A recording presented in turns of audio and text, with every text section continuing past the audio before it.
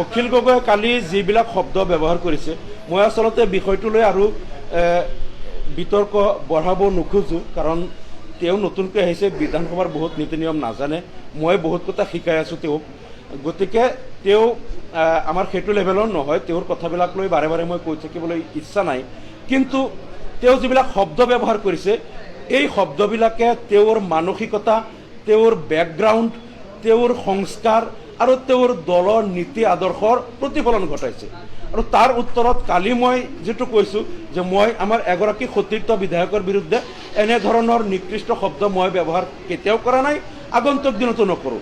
কাৰণ মোৰ যেটো ফেমিলি বেকগ্ৰাউণ্ড, মোৰ যেটো সংস্কাৰ আৰু মোৰ নীতি আদৰ্শ আৰু যেটো মোৰ মানসিকতা আৰু মোৰ দলৰ নীতি আদৰ্শ সেইটোৱে মোক এইটো পাৰ্মিট নকৰে যে একে বিধানসভাৰ এগৰাকী সতীৰ্থ বিধায়কৰ বিৰুদ্ধে এনেধৰণৰ অশ্ৰাব্য, অসাংবিধানিক আৰু আনপাৰ্লিয়ামেণ্টাৰী ৱাৰ্ড ইউজ কৰাটো মোৰ দলৰ নীতি, মোৰ ফেমিলি বেকগ্ৰাউণ্ড, মোৰ মানসিকতাই কিন্তু মোক পাৰ্মিট নকৰে। মই কালিও মোক সাংবাদিকে বহুত প্ৰশ্ন কৰোঁতেও মই তেনেকুৱা এটা শব্দ ব্যৱহাৰ কৰা নাই, কাৰণ সেইটোৱে প্ৰত্যেকৰ নিজৰ মানসিকতা, ফেমিলি বেকগ্ৰাউণ্ড আৰু দলৰ নীতি আদৰ্শটো তেওঁ দেখুৱাইছে, মই মোৰ আদৰ্শটো দেখুৱাইছোঁ।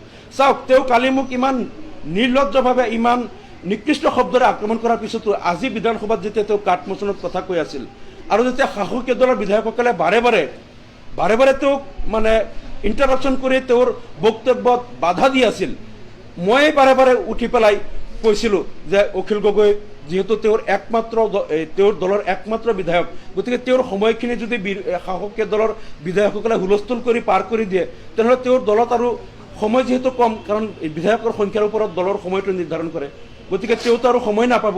গতিকে মই অধ্যক্ষ মহোদয়ক কৈছিলোঁ তেওঁৰ সময়টো বঢ়াই দিয়ক, কাৰণ তেওঁৰ কথাটো কমপ্লিট কৰিব দিয়ক।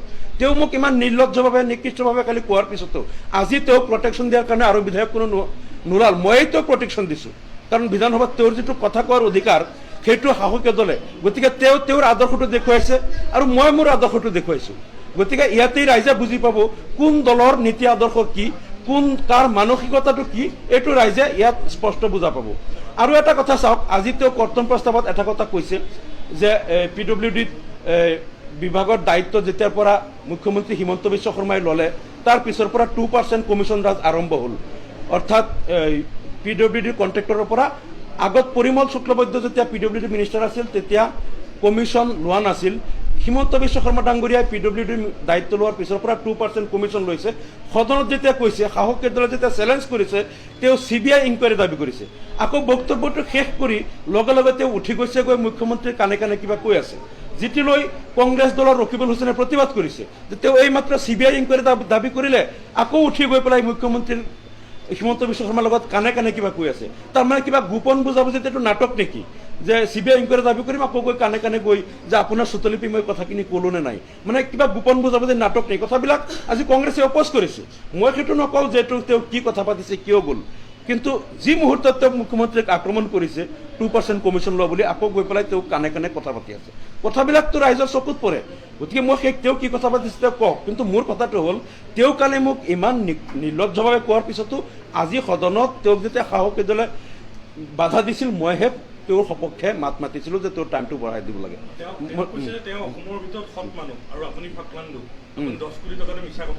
না ঠিক আছে, তেওঁ অসমৰ ভিতৰত আটাইতকৈ সৎ মানুহ, ভাল কথা।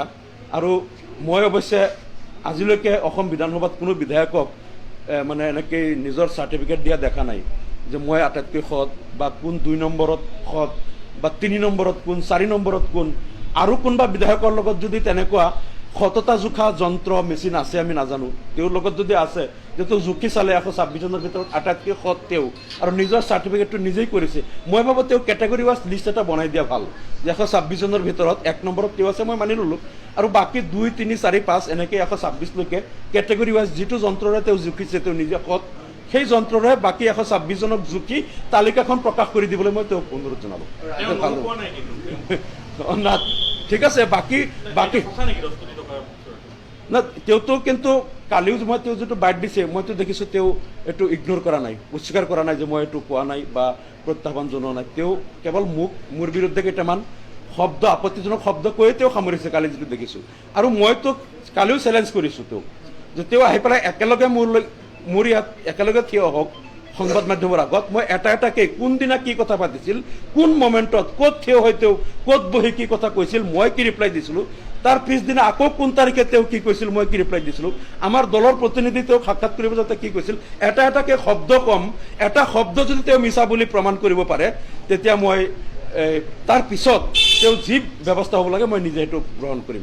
কিন্তু তথ্য মানে মই মোৰ লগত তথ্য আছে, মই কালিও কৈছোঁ অখিল গগৈ আৰু ৰাইজৰ দলে যাতে মোৰ বিৰুদ্ধে আৰু কথা নকয়, আৰু যিবিলাক তথ্য আছে যে তেওঁলোকৰ দল কেনেকৈ গঠন হ'ল, কোনে হেল্প কৰিছিলে, ক'ত কি হৈছিলে, গোটেই তথ্য মোৰ লগত আছে। যদি তেওঁলোকে মোক ইনষ্টিগেট কৰে মই কিন্তু মুখ খুলি গোটেই মই বাতিল কৰি দিম। মোৰ না সেইটোতো তেওঁৰ নৈতিকতা, তেওঁৰ আদৰ্শ, তেওঁৰ দলৰ আদৰ্শ তেওঁ দেখুৱাইছে। মই আজি তেওঁক প্ৰটেকশ্যন দিছোঁ যেতিয়া সংসদলৈ গৈছোঁ, মোৰ আদৰ্শ মই দেখুৱাইছোঁ। এইটো নিজৰ দলৰ নীতি আদৰ্শৰ ওপৰত নিৰ্ভৰ কৰে। সেই তথ্যবিলাক মোক যাতে বাধ্য নকৰে দিবলৈ। আৰু কথা আছে আছে মোক গোটেই মোৰ বিৰুদ্ধে গোচৰ ৰুজু কৰক, মই চব তাত দিম। আৰু তেওঁ আনকি সেইটোও নালাগে, মোৰ লগত ইয়াত আহি খাৰা হৈ তেওঁ ইয়াত মই এটা এটাকৈ শব্দ কৈ যাম, কোনদিনা তেওঁ কিমান কোটিৰ ক'ত কি কথা পাতিছিল, কি হৈছিল নহৈছিল, এটা এটা কৈ যাম, তেওঁ ৰিপ্লাই দিব, মই এটা এটাকৈ দেখুৱাই দিম।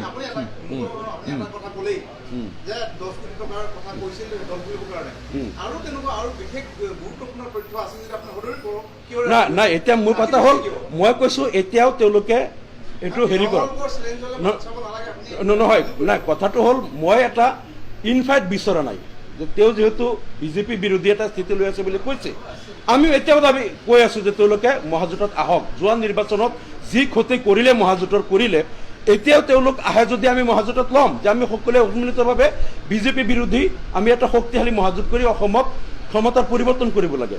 গতিকে আমি যদি তেওঁ সঁচাকৈ বিজেপি বিৰোধী, আমি আমাৰ বিৰোধীৰ মাজত আমি এটা ইনভাইট কৰি কাজিয়া কৰি আমি ৱাষ্ট কৰিব নোখোজোঁ।